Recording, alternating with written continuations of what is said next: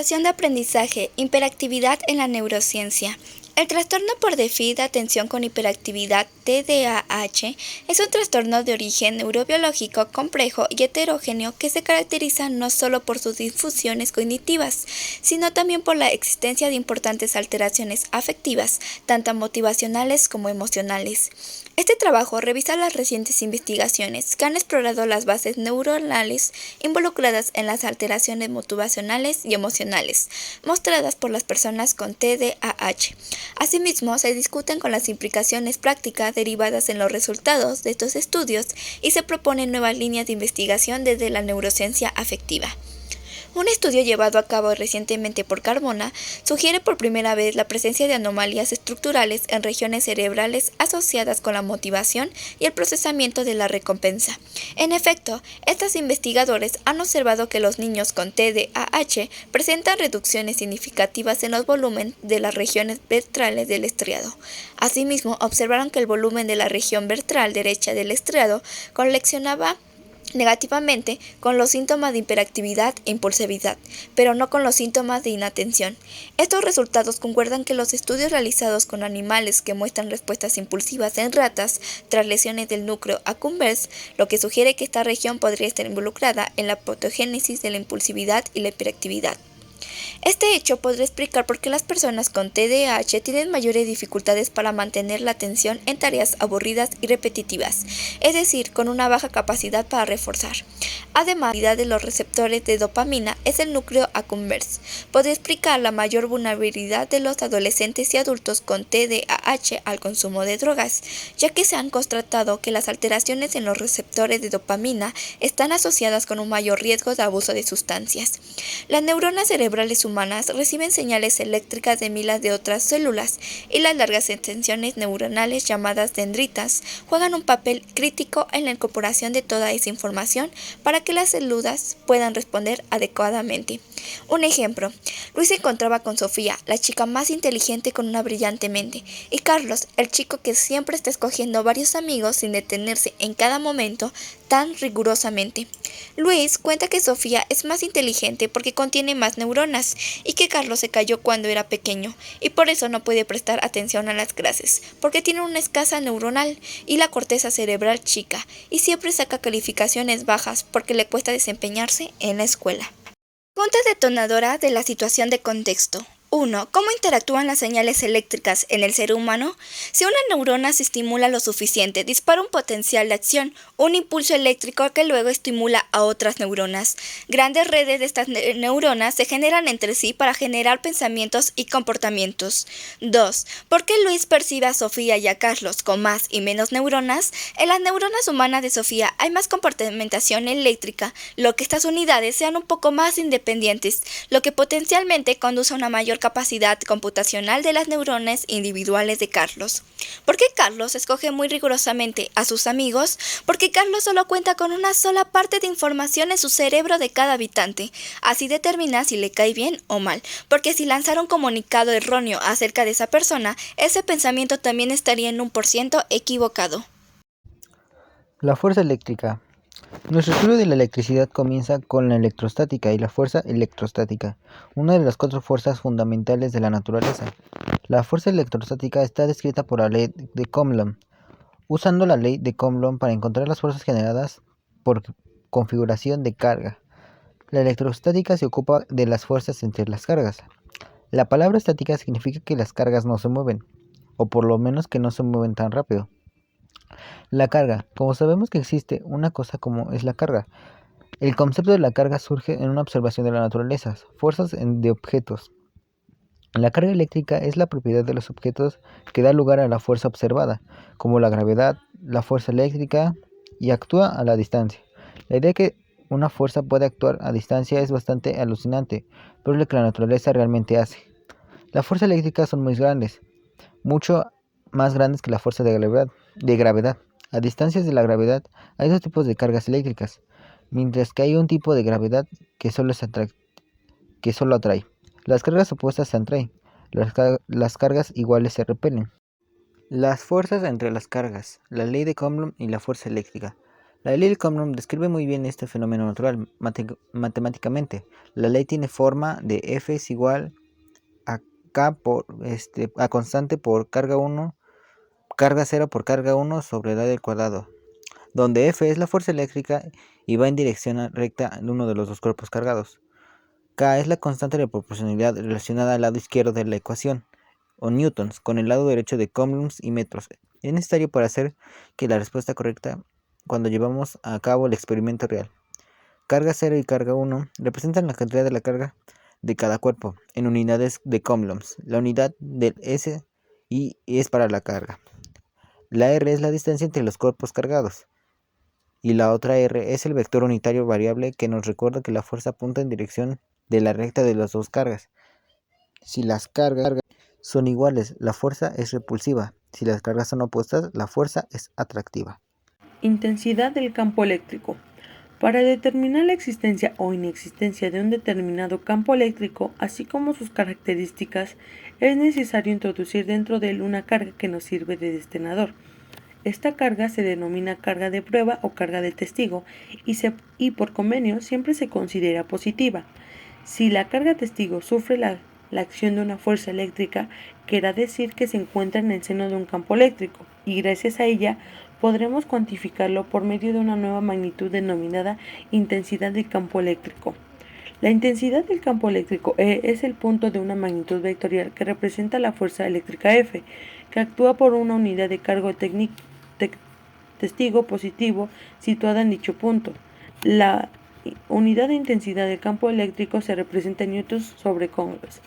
Así, la intensidad del campo eléctrico, llamada más comúnmente campo eléctrico, es un vector que tiene la misma dirección y sentido que la fuerza eléctrica, que actúa sobre la carga testigo positiva. Además, su módulo se puede representar de la siguiente fórmula: intensidad es igual a fuerza sobre carga. El movimiento de cargas en el interior de un campo eléctrico es que, si partimos de la definición anterior, podemos determinar que la fuerza eléctrica sufre una carga situada al interior de un campo eléctrico. Lo que queremos decir es que si la carga es positiva, la fuerza eléctrica tendrá el mismo signo que el campo y, por lo tanto, que se moverá en el sentido del campo. Si la carga negativa es negativa, la fuerza eléctrica tendrá distintos signos que el campo y por lo tanto se moverá en sentido contrario al campo. Las cargas positivas se mueven en el sentido del campo y las cargas negativas se mueven en el sentido contrario. Conclusión: la intensidad del campo eléctrico en un punto depende de la carga que lo genera, la distancia entre dicha carga y dicho punto y en el medio en el que se encuentre. Cuando mayor es la distancia entre las cargas y el punto donde se mida, la intensidad del campo eléctrico será menor. La intensidad del campo eléctrico no depende de la carga testigo, que necesitamos introducir por medirlo, únicamente dependerá del valor de la carga que lo genere. Este es uno de los primeros ejercicios que vamos a resolver. Y dice, una carga de 5 por 10 a la menos 6 coulombs se introduce a una región donde actúa un campo de fuerza de 0.04 newtons. ¿Cuál es la intensidad del campo eléctrico en esa región? Bueno, lo primero que debemos de saber son los datos, que es carga es igual a 5 por 10 a la menos 6 coulombs. Y el resultado que nos da es 0.008 por 10 a la menos 6 newtons sobre coulombs, y si lo hacemos a la mínima expresión es 800 newtons sobre coulombs.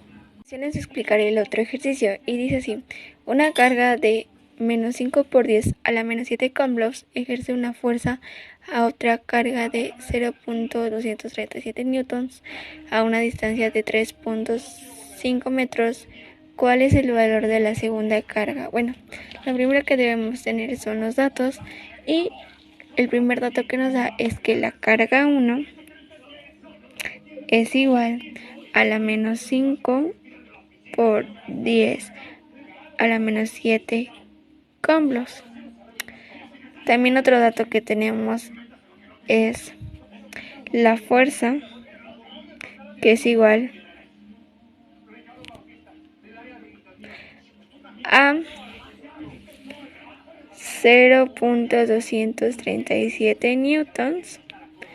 También otro dato que nos dan es la distancia, que es radio al cuadrado es igual a 3.5 metros. También lo que debemos saber es que tenemos que tener la constante, que es igual a 9 por 10 a la 9 newtons metros cuadrados sobre comblos al cuadrado. Y lo que queremos saber es la carga 2. Y la fórmula que vamos a utilizar es la siguiente.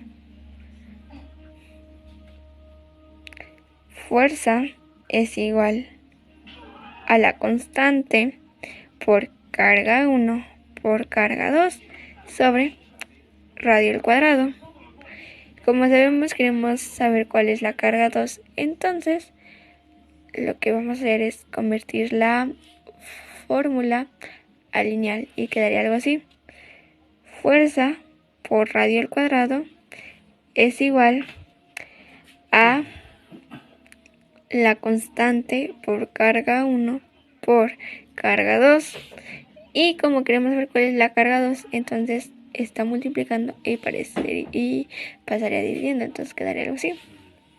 La carga 2 es igual a la fuerza por radio cuadrado entre la constante por carga 1. Entonces, con los siguientes datos que tenemos, la vamos a sustituir y quedaría algo así.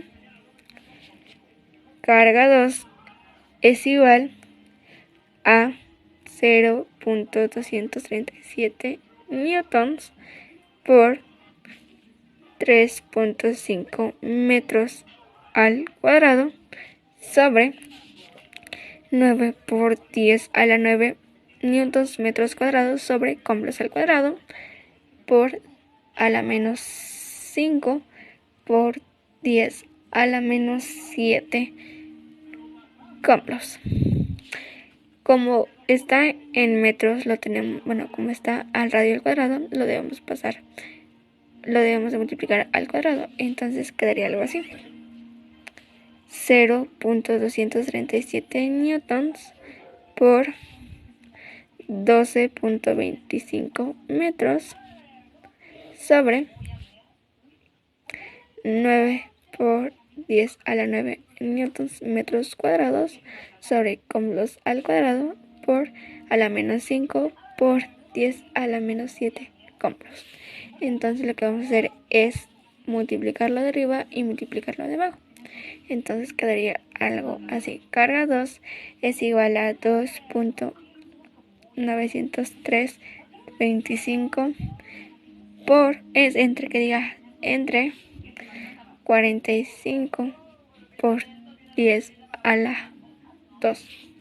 Entonces lo vamos a dividir y quedaría que es carga 2 es igual a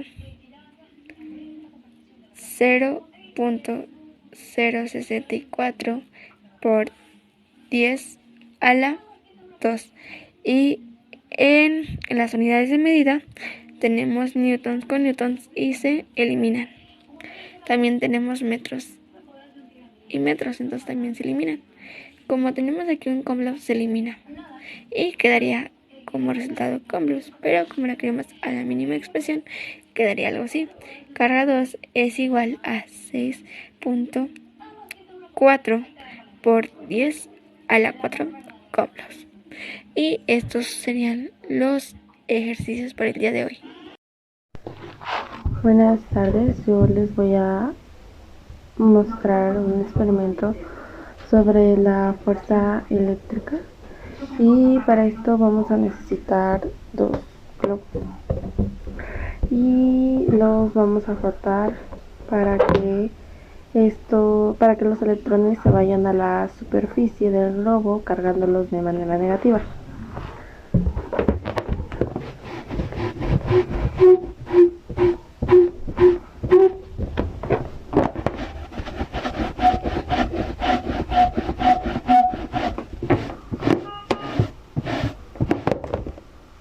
que ambos globos están cargados de manera negativa.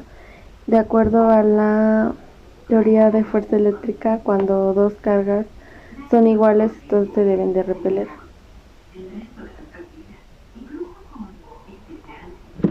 Como ven, este globo está en reposo y cuando yo acerco el otro globo se logra apreciar cómo la fuerza eléctrica actúa en modo de repulsión y hace que el globo se haga a un lado.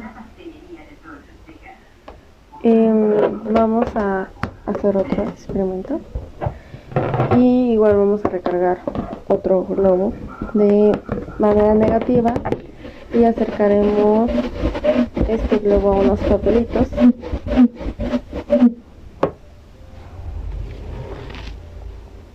Estos papelitos